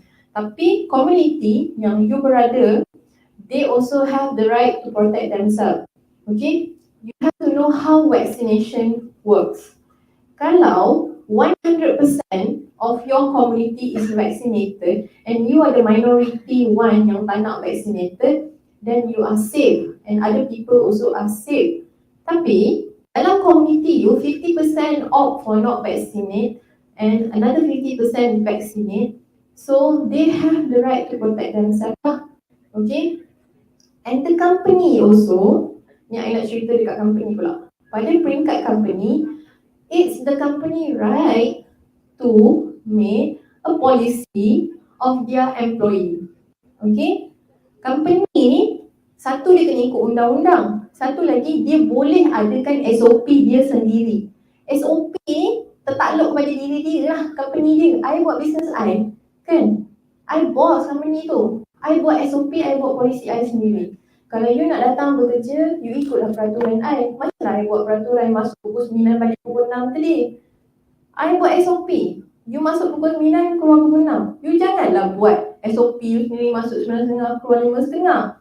Okay, that's not right. So if I do a policy, you need to be vaccinated, or else you don't come to office and work, then you have to comply lah. Tapi kalau mengikut undang-undang, there's no such thing lah. Maksudnya tak ada undang-undang kata company boleh sack pekerja ni because dia tak vaccinated, because tak ada undang-undang kata macam tu.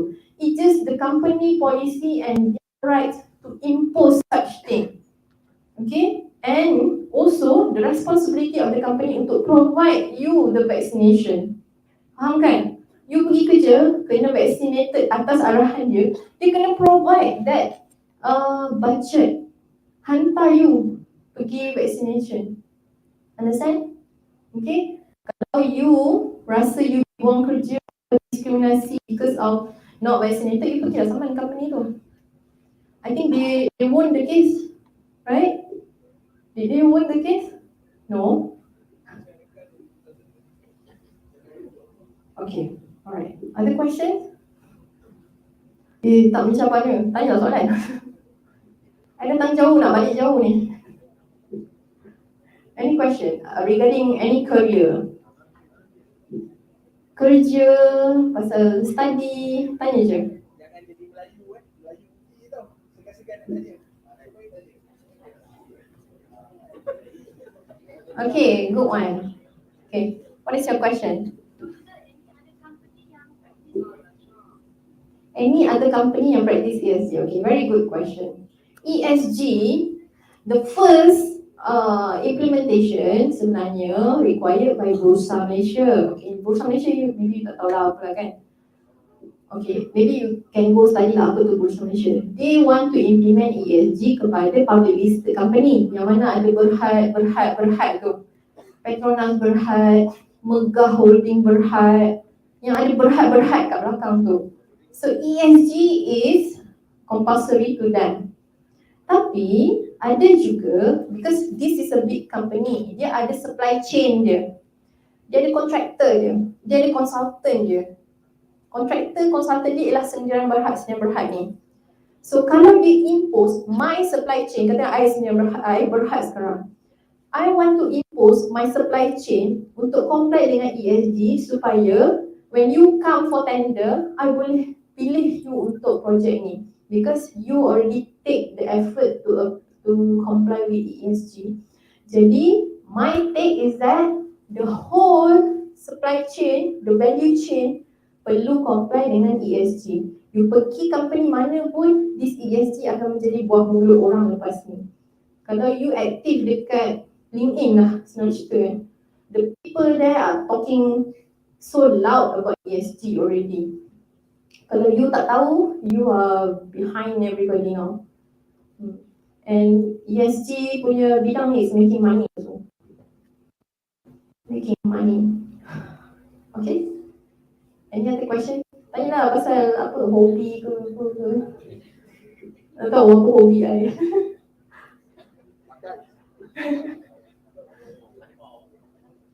Tak dengar lah, dik. Apa soalan hang ni? Berdiri, come. Melah tu, mic kat belakang. Bangunlah, jangan segan. I suka orang tanya soalan ni. She will be very successful, trust me.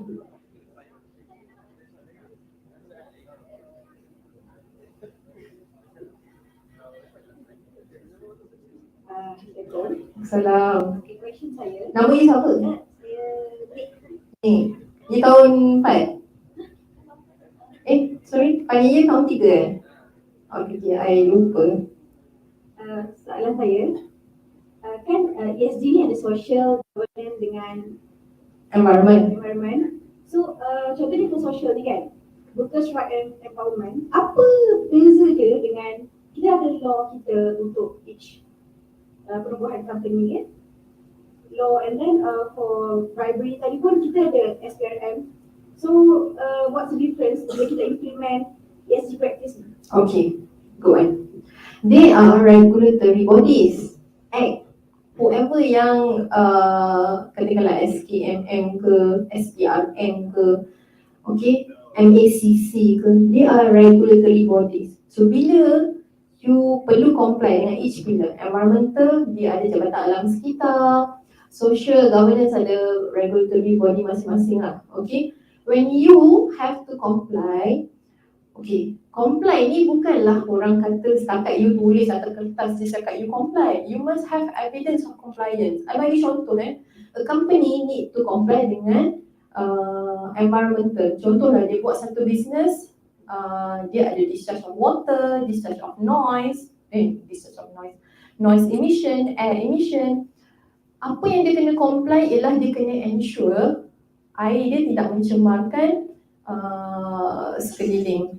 Okay, itu dia kena relate balik dengan Akta Kualiti Alam Sekeliling 1974. Okay, that is the function of the regulatory body tadi itulah yang you kata, including social and governance. So this regulatory body akan mengesahkan yes, you are complying with this each pillar. So bila you ada evidence, you nak tulis dalam report you can actually brag lah. Orang kata senang cerita ESG ni about bragging company you comply with everything, you know. Sebab kita nak tulis dalam report ni is narrative, storytelling tau. Okay, nampak macam senang kan storytelling, actually it's not. Dia kena bermula lah dengan compliance ni. So regulatory bodies tadi itulah yang kena mengesahkan all this comply. Okay, is that answering your question? Apa lagi? Hobi tanya hobi apa?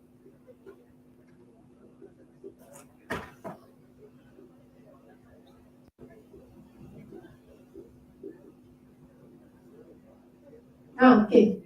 Apa soalan you? Tanya je. What is the question?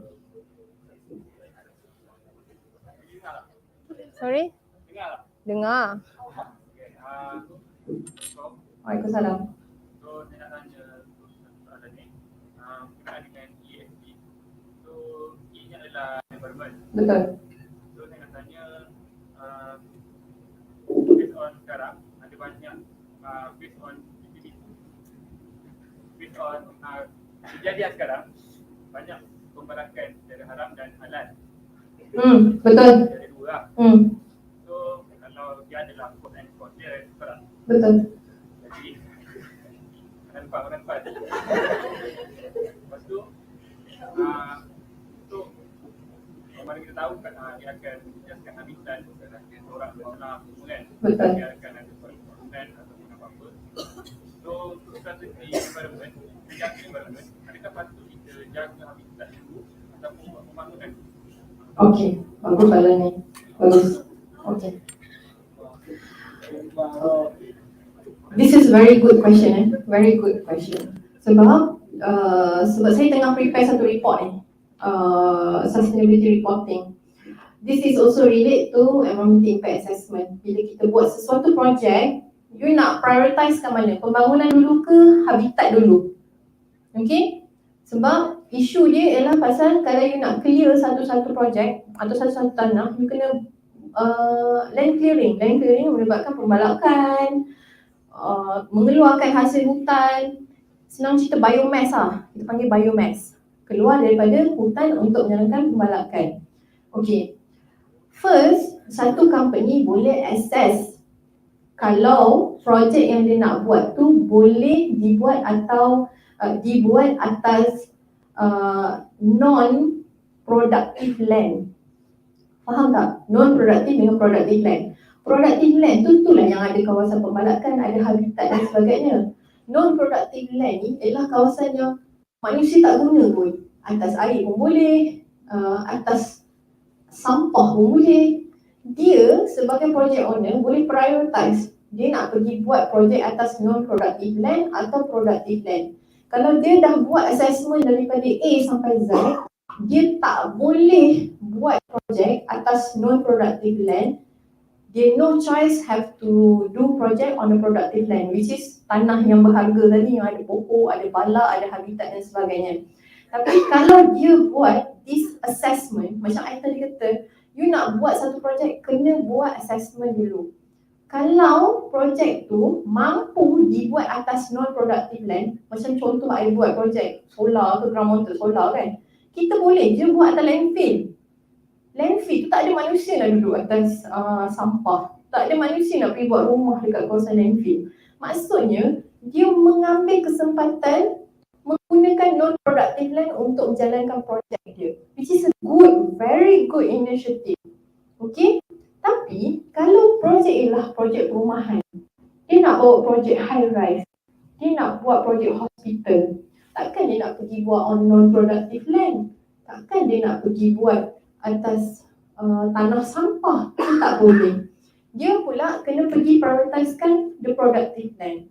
Tapi siting criteria tu paling penting. Sebab tu buat projek ada life cycle assessment. Siting criteria pula dia kena tengok. Kawasan ni, kawasan dekat dengan kilang ke? Kawasan dekat luar bandar dekat dengan hutan ke. So, kena buat assessment. Okay, how to prioritize. Kalau kata, okay, projek apa yang you nak buat tu? Apa projek yang you nak buat? Yang you nak buat on the productive land tadi? Rumah? Okay, you nak buat rumah kedai. Takkan nak pergi buat rumah kedai dalam hutan? Tak logik tu, kan? Ada contoh lah, you nak pergi buat rumah kedai, you kena tengoklah dulu kawasan you nak buat tu. Bukanlah dalam hutan. Dia boleh je prioritize tempat lain untuk pergi buat rumah kedai tu. It's not necessary for the development to do dekat kawasan yang perlu buat pembalakan dan musnahkan habitat lain. Mesti ada pembangunan yang you rasa die-die kena buat juga dekat kawasan pembalakan tu.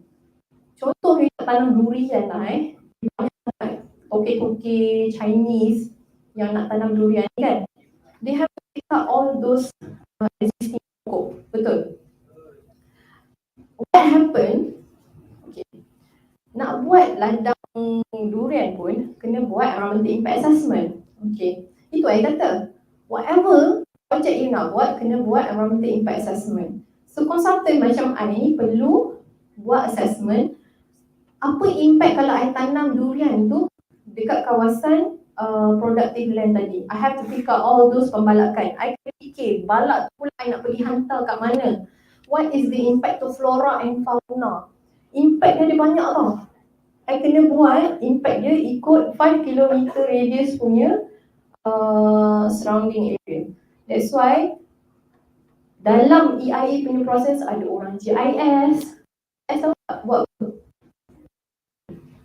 Orang GIS buat mapping 5 km radius, dia kena buat mapping. Dalam map ada apa? Orang asli ada habitat apa? Macam dia kena mapkan dekat dalam 5 km radius tu. Kalau dalam I punya finding, I punya report EIA tu kata it's not feasible for ladang durian to develop on this area.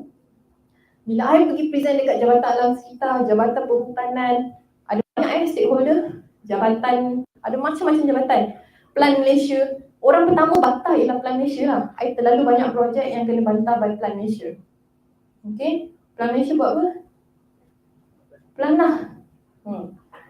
So tak semestinya projek tu boleh dijalankan. Sebab orang macam I kena buat assessment dulu, bentangkan dulu projek tu dekat macam-macam jabatan.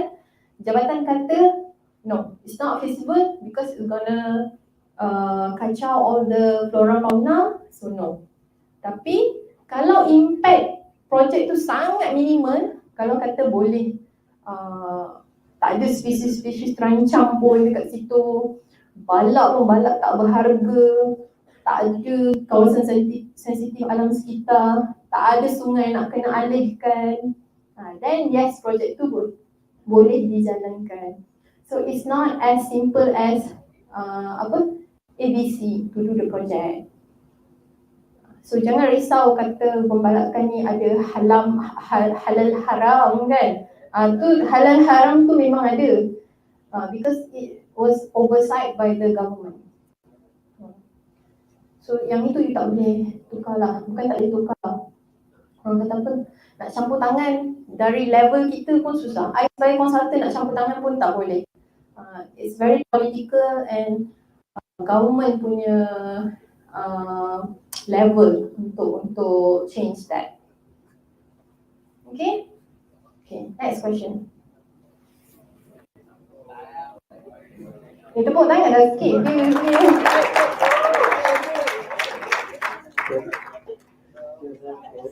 Salam. Based on emergency preparedness or response plan, ERP. So when the accident happen outside working hours, which means no casualties lah. Jadi situasi yang saya nak bagi contoh dekat heritage building. So with dekat mana building? Heritage building. Heritage building? Heritage building for example, test example. Okay. So dia punya bangunan ni collapse. Okay. Kenapa orang gelap kat dia? Soalan dia legit tu. Okay. Assignment. Oh, dia nak aku bagi jawapan dia ke?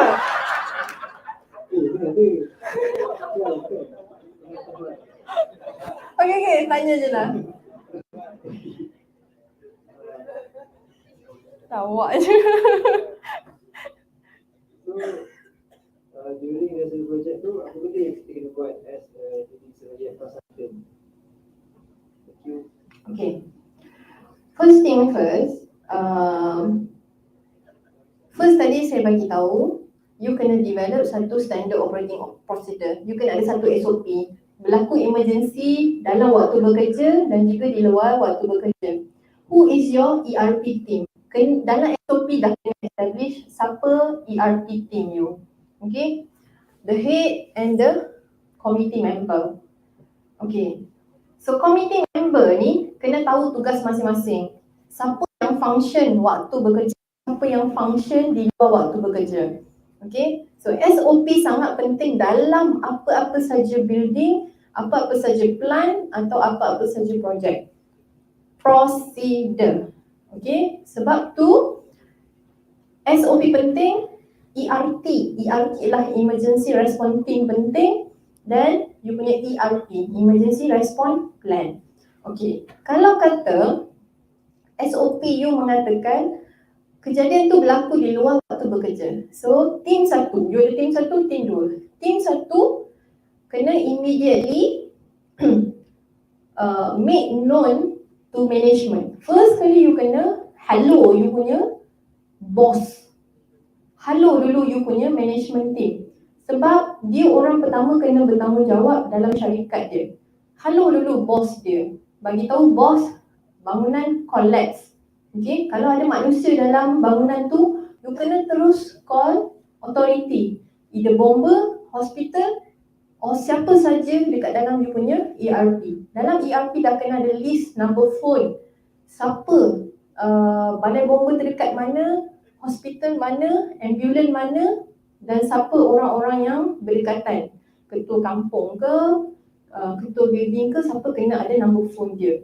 Dan this emergency response team yang pertama tadi, outside working hours, kena contact all these people, maklumkan. Itu tugas pertama dia. Tugas nombor 2 dia, kena ensure ada fatal or non-fatal. Okay? Kena tahu rekod bekerja pada hari tersebut. Contoh, rekod bekerja kata ada 20 orang bekerja pada malam tu. So outside working hours kan. Contoh, ada orang OT lah contoh. So ada 20 orang. So bila dia datang site, dia kena ensure 20 orang ni dah berkumpul dekat emergency area. Tak cukup 20 orang means you kena contact satu-satu and ensure kat mana dia. Kalau tak cukup 20, kena maklumkan kepada authority. Got 10 people of these people bekerja pada malam ni tapi kita tak jumpa. Means ada berlaku ada probability berlaku fatality dalam bangunan. So kena maklum kepada authority untuk dia search and rescue, SNR, SR, so search and rescue. Okay, that is your responsibility. Ini responsibility SHO tau, nombor 1, kepala kepada all this safety punya preparedness. Okay, after that, because this is force majeure, it is responsibility of the authority dah. Sebab you dah jalankan tanggungjawab you, benda tu dah jatuh kepada tanggungjawab authority. It's either bomber, polis, tentera, whoever yang you contact. Okay, majikan you pun kena tahu first hand dan dia perlu hadir di tempat kejadian. Not necessary CEO, but tak kisahlah senior manager ke senior director ke kena ada dekat situ pada hari kejadian untuk memberi taklimat kepada bomber dan sebagainya. Okay. Other than that apa? You kena prepare report lah. Last kali you kena prepare report. Report ni untuk majikan you satu, kepada JKKP satu. Faham kan? Okay. So ada 2. Is that answering your question? Betul? Boleh jawab assignment? Free jawapan. Okay.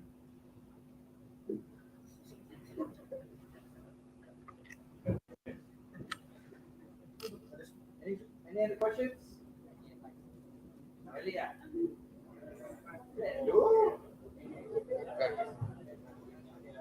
Okay. You wanna ask question, boleh je. Apa soalan assignment lagi? Siapa bagi? You. Apa soalan assignment lagi? Alright. Give a round of applause to the Okay, terima kasih.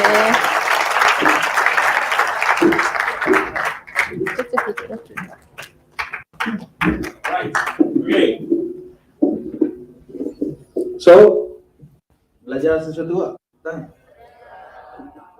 Ke tidur? Okay. Untuk yang dalam kelas saya, I think for those yang datang, yang attend to my classes lah, yang siapa yang pernah belajar dengan saya, you akan perasan cara saya bercakap, linggo saya bercakap ni dekat-dekat je. Dia punya tone semua dekat je dengan persenat saya. Sebab, because it's a proof that sebenarnya we are from the industry. The way that we think, the way that we practice, kena ada wavelength yang sama, and cara kita berfikir pun is different, you know. If you notice that there's a lot of critical thinking sebenarnya. And that's why your assignment is being made in such manner. You nak tahu siapa yang buat assignment you? Siapa buat assignment you? Saya lah yang buat assignment. Okay. It is specifically being designed untuk you all role play as a consultant. So that question is actually legit lah. Okay. Semalam pun in my class we talk specifically about emergency response plan. It was exactly apa yang saya cakap, betul? So it is a proof bahawa sebenarnya apa yang you all belajar di dalam kelas is being practiced di luar. Alright? Okay. So ada couple of things yang saya rasa a very good point that you can take, especially dari segi opportunities of a building surveyor di dalam ESG punya context. Why I wanted Dr. Senas to focus on that is because that saya nak stop you all daripada terlalu rigid memikirkan building surveyor FM, building surveyor project manager, property manager. I want you to explore further. Macam mana sama macam saya dulu. I was a building surveyor by profession, tapi keluar my expertise tak limited kepada building surveying. My passion dalam project management, my passion dalam building business development, these are the things yang I develop over time, and then end up here, you know, I met a lot of great people. Contohnya, Dr. Senas lah. Okay, so I would like to wrap up. Thank you very much again. It's really an honor to have Dr. Senas together with us. Okay, really appreciate, and dia datang on the basis of, you know, dia punya own voluntarily. Tak ada UiTM tak bayar dia. Saya beritahu declare siap. UiTM tak bayar dia 1 sen pun. Saya pun tak bayar dia 1 sen pun. Okay, it's totally a CSR yang dia datang, that she really wanted to give back to us lah. So I think siapa yang